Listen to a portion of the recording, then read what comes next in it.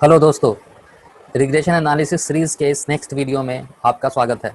आज के इस वीडियो में हम लोग रेसिड्यूल एनालिसिस या कंसेप्ट को और आगे की तरफ एक्सपेंड करेंगे और देखेंगे कि कैसे हम लोग रेसिड्यूल एनालिसिस से किसी भी लाइन और किसी भी रिग्रेशन मॉडल का गुडनेस ऑफ फिट टेस्ट कर सकते हैं।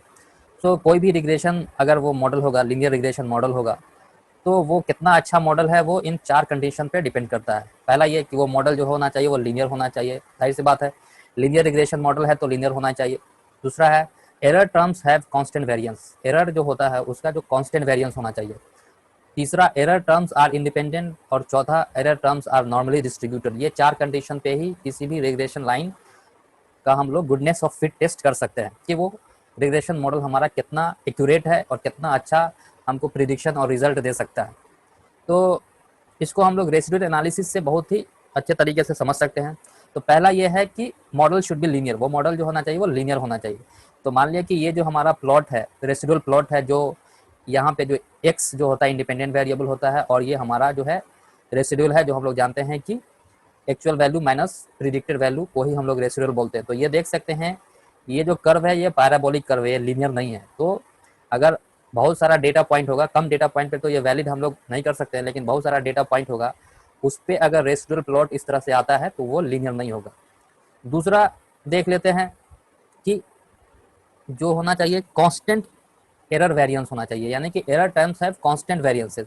तो अगर इस तरह का वेरिएंस होता है, देख सकते हैं कि यहाँ पे एक्स की लो वैल्यू के लिए ये हमारा जो एरर वेरिएंस है वो हाई है, यहाँ देख सकते हैं, और जैसे जैसे एक्स बढ़ता है एरर वेरिएंस कम होता जाता है। सिमिलरली इस केस में भी यहाँ पे एक्स के लो वैल्यू के लिए लो एरर वेरिएंस है और हाईएस्ट वैल्यू जैसे एक्स होता जाता है इंडिपेंडेंट वेरिएबल, उसी तरह से यहाँ पे एरर वेरिएंस जो है वो इंक्रीज होता जाता है। तो ये भी जो है कांस्टेंट एरर वेरिएंस नहीं है इस रेसिड्यूल प्लॉट के हिसाब से।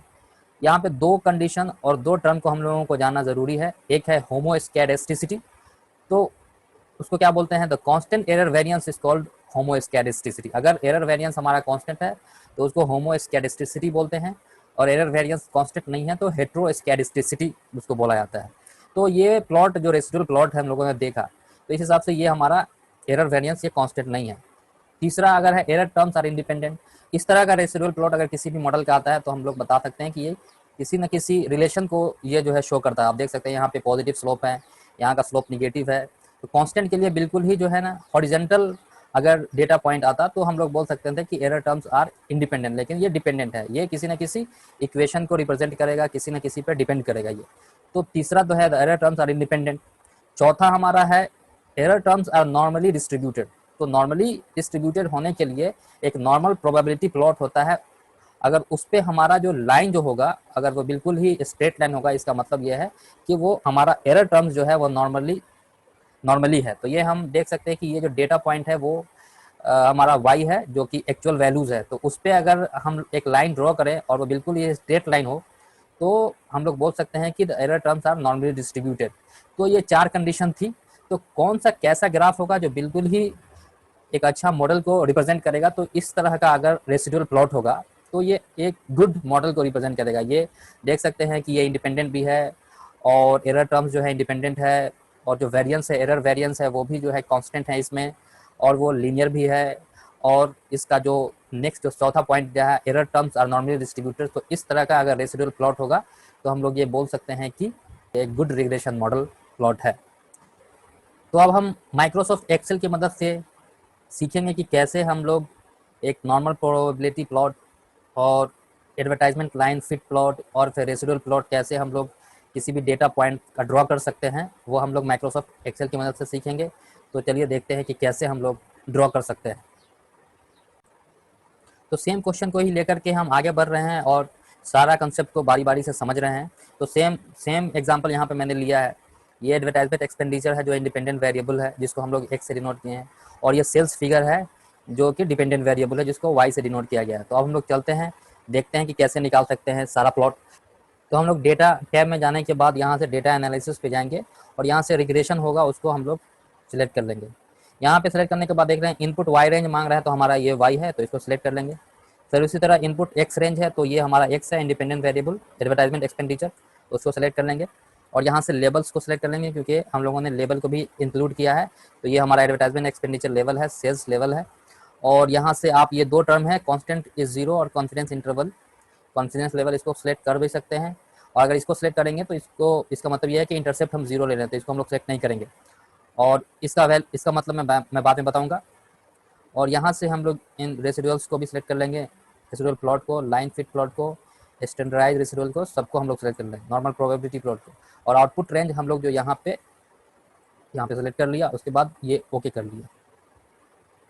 तो ये हमारा आउटपुट निकल करके आ गया। देख सकते हैं कि ये हमारा कोफिशिएंट है, इंटरसेप्ट है, और यहाँ से एडवर्टाइजमेंट एक्सपेंडिचर जो है हमारा 0.12, जो कि हमारा जो रिग्रेशन मॉडल आया था वो ये बताता है। और यहाँ से ये जो है ना 3 तरह का जो ग्राफ निकल करके आता है, एक नॉर्मल प्रोबेबिलिटी प्लॉट जो कि मैंने बताया था, और एक जो है एडवर्टाइजमेंट एक्सपेंडिचर, और ये हमारा रेसिडुअल प्लॉट है।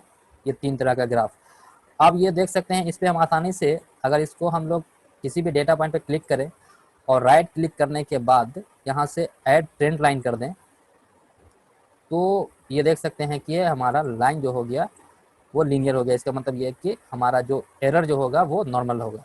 यहाँ से हम लोग आसानी से समझ सकते हैं। दूसरा ये है कि कितना हमारा ये मॉडल अच्छा है, वो इस ग्राफ से हम आसानी से विजुलाइज कर सकते हैं, वो देख सकते हैं यहाँ से। तो ये हमारा जो ब्लू है, ब्लू कलर में जो है वो हमारा एक्चुअल सेल्स फिगर है, और जो इस कलर में है, ऑरेंज कलर में, प्रिडिक्टेड सेल्स, वो ये ऑरेंज कलर में है। तो देख सकते हैं कि बहुत ही कम गैप है। इसका मतलब ये है कि हमारा मॉडल बहुत ही अच्छा मॉडल है। और बाकी जो नेक्स्ट टर्म है, यहाँ पे बहुत सारा टर्म है, जैसे कि multiple R square, adjusted R square, वो मैं आने वाले वीडियो में एक्सप्लेन करूँगा। तो यहाँ से देख सकते हैं 3 कर्व है। ये हमारा रेसिडुअल प्लॉट है, ये हमारा नॉर्मल प्रोबेबिलिटी प्लॉट है, और ये हमारा advertisement expenditure line fit plot है, जो बताता है कि कितना अच्छा ये मॉडल है। और यहाँ से आप देख सकते हैं कि ये प्रिडिक्टेड सेल है, रेसिडुअल है, देख सकते हैं एक्चुअल माइनस प्रिडिक्टेड का जो डिफरेंस है वो रेसिडुअल कहलाता है। तो नेक्स्ट जो टर्मिनोलॉजी, बहुत सारी टर्म, और यहाँ से ये जो है इंटरसेप्ट है, y equal to 0.12x plus 3.7, जो हमारा मॉडल था वो यही बताता है यहाँ पे। अब आने वाले नेक्स्ट वीडियो में मैं ये multiple R square, adjusted R square क्या होता है उसको डिफाइन करूँगा। मुझे उम्मीद है कि ये वीडियो आपको बहुत पसंद आया होगा। Thank you so much for watching this video.